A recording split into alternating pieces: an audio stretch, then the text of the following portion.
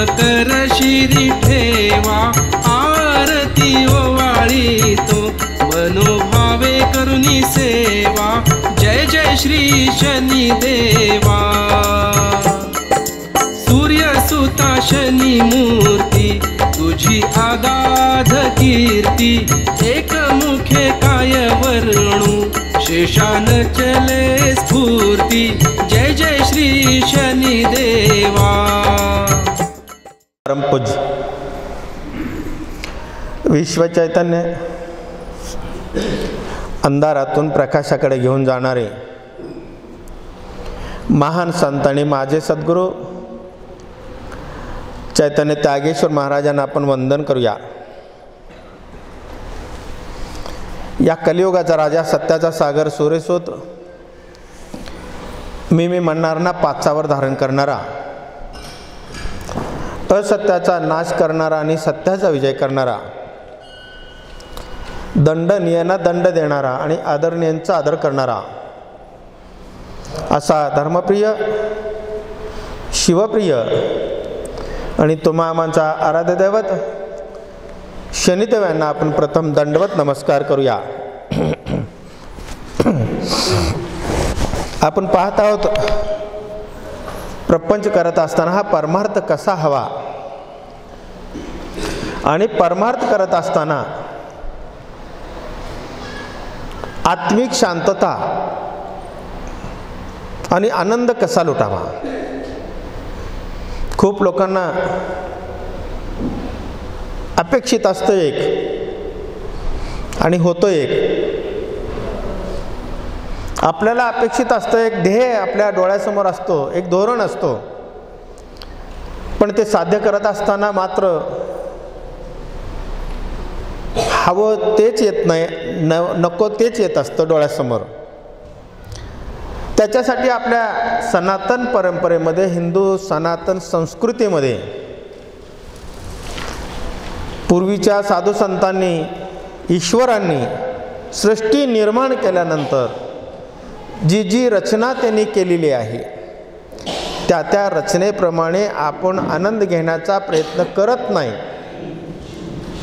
आपण निसर्गाच्या विरोधात प्रवाहात वाहत असतो। ज्या काळामध्ये जी साधना करायला हवं, ज्या काळामध्ये जे ग्रहण करायला हवं, ते मात्र आपण करत नाही।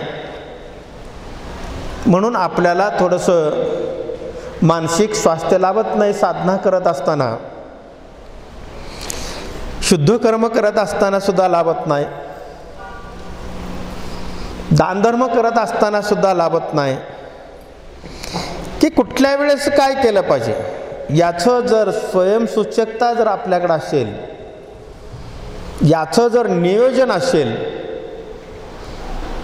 तर मात्र निसर्ग आपल्याला भरभरून दिल्याशिवाय राहणार नाही। हे सर्व काही देणारा हा निसर्ग आहे, ही सृष्टी आहे। ही अनुकूल, जेव्हा जेव्हा अनुकूल सृष्टी असते, जेव्हा जेव्हा सृष्टीतल्या ज्या काही सजीव ऊर्जा असते, त्याला गवसणी घालण्याचं ज्याच्याकडे सामर्थ्य आहे, मग तो नामाच्या रूपाने असेल, दानाच्या रूपाने असेल, शुद्ध कर्माच्या रूपाने असेल ना अन्य मार्गाने असेल, जेव्हा ज्याला गवसणी घालणं कळलं तोच खरा आनंदी होतो, दुसरा आनंदी होऊ शकत नाही। ते गवसणी घालणं सुद्धा कामाचं आहे। म्हणून पूर्वजांनी करून ठेवलेलं आहे की चातुर्मासाच्या काळामध्ये सणवार जास्त आहेत। अधिकाशी अधिक पुण्य प्राप्त करण्यासाठी या चातुर्मासामध्ये अधिक जास्तीत जास्त सणवार निर्माण केलेले आहेत ईश्वराने। आणि त्या काळामध्ये आपली उपासना ही त्यागाची पाहिजे, त्यागवृत्ती पाहिजे, आणि हे त्यागवृत्ती मात्र आपण करत नाही। बघा, चातुर्मासाच्या काळामध्ये किती सण येतात।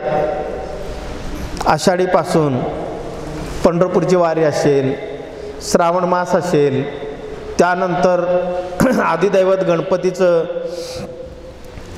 पूजन असेल, त्यानंतर आपले पूर्वज वाडवडील त्या आपल्या आशीर्वाद देण्यासाठी येत असतात आणि त्यांना श्राद्ध, जिथं श्रद्धा आहे ते श्राद्धाच्या रूपाने आपण त्यांना मिष्टान्न भोजन वगैरे देत असतो. हे देत असताना त्याच्यानंतर मात्र आणखी सगळ्यात पवित्र आदिमायशक्ती नवरात्राचे दिवस असतात. त्या नवरात्राचे दिवस अश्विन मासामध्ये संपतात न संपतात तर मोठं सण असा येतो की जे विश्वाने मान्य केलेलं आहे. ह्या संपूर्ण जगामध्ये जेवढे देश आहेत सर्व देशामध्ये जी सण साजरा केला जातो तो म्हणजे दीपावली. विश्वामध्ये तो छोटा देश असो मोठा देश असो कुठलाही असो सर्व देशामध्ये साजरा करणारा एकमेव सण असेल तो दीपावली. तो दीपावली हा नाव कसा पडला की दिवा जळो संकट टळो. ज्या सणवाराला दिवा हा शांतीचा प्रतीक आहे आणि विश्वाला शांतीचा संदेश देणारा हा दिवा आहे. मग ज्या सणाच्या दिवशी ओळीनं दिवा लावला जातो दीपावली अशी आख्यायिका आहे. आणि ज्या सद्गुरूंनी आपल्याला उर्वरित आयुष्यामध्ये ज्यांनी ज्ञान दिला,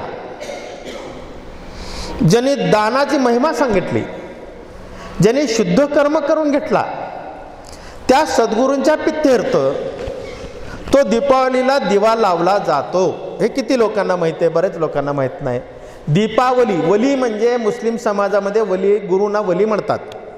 दिवा दिवा वलीच्या प्रित्यर्थ लावणं म्हणजे दीपावली हा त्याचा अर्थ आहे. मग या काळामध्ये अनेक सण येतात.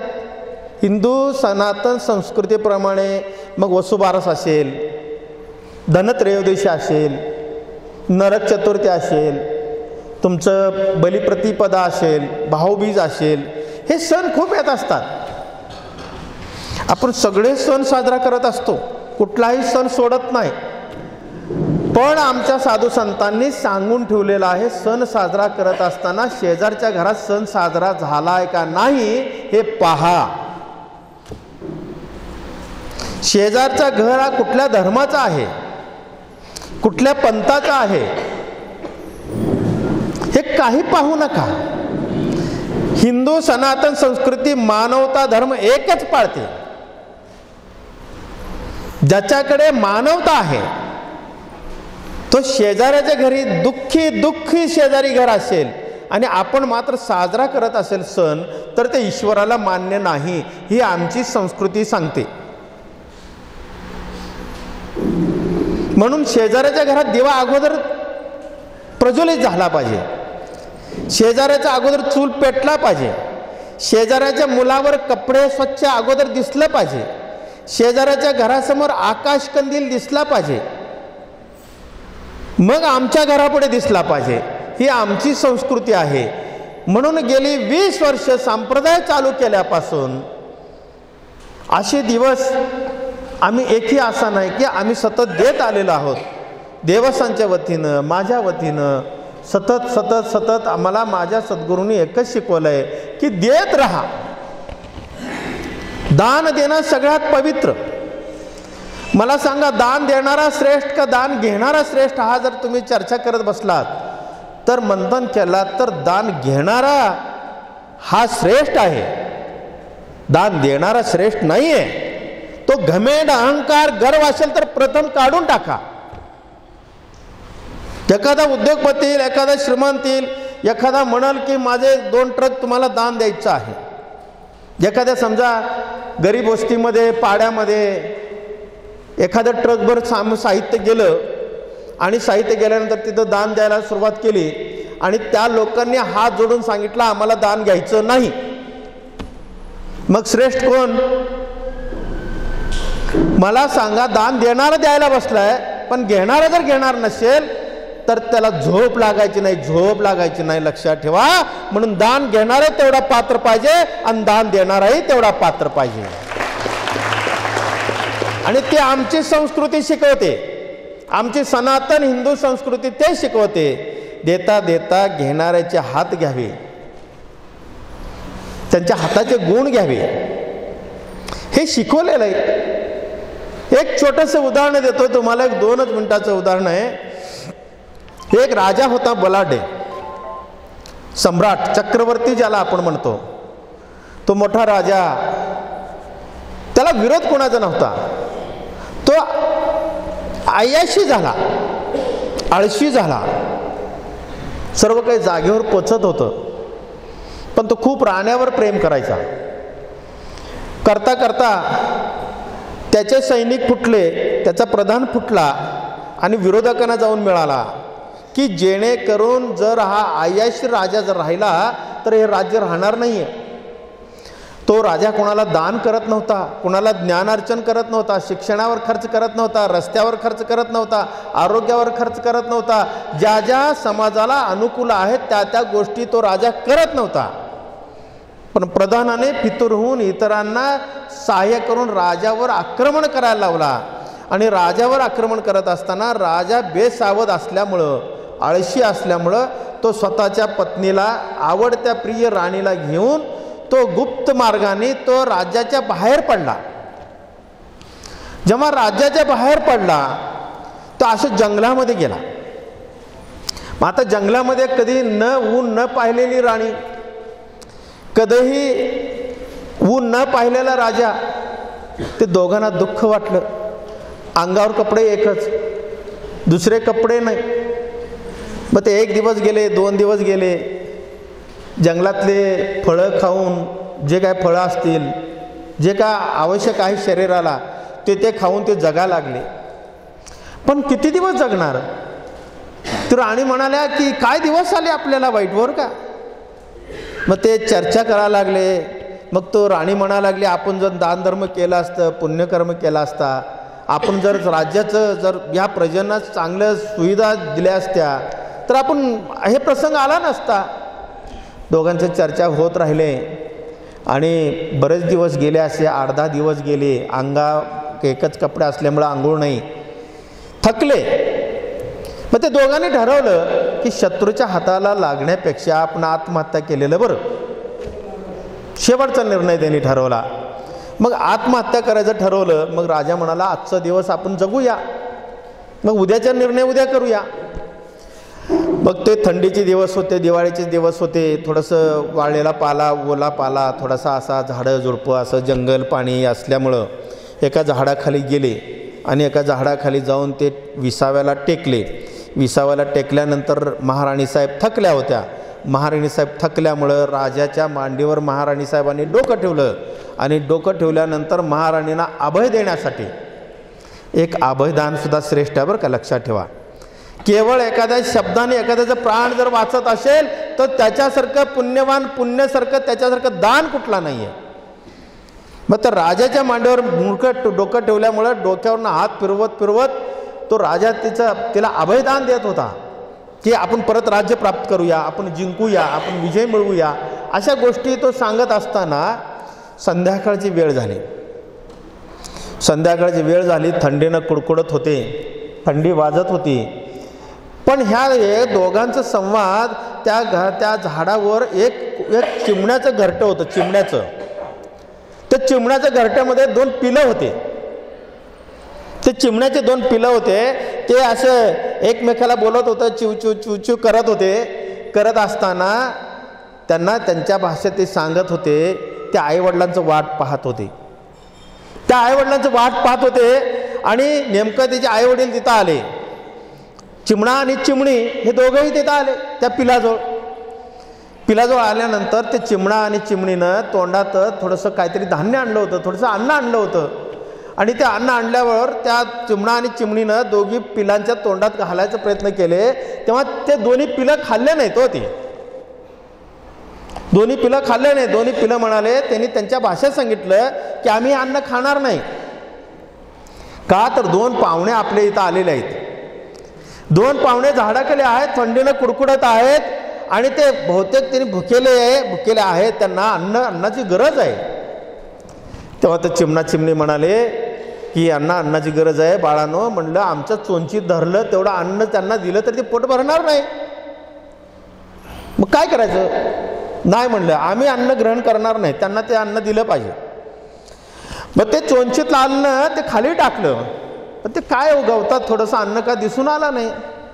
मग ते चिमणा आणि चिमणीनं ठरवलं या दोघांना थंडी वाजते तर आपण काहीतरी यांना व्यवस्था केली पाहिजे, ऊब दिली पाहिजे.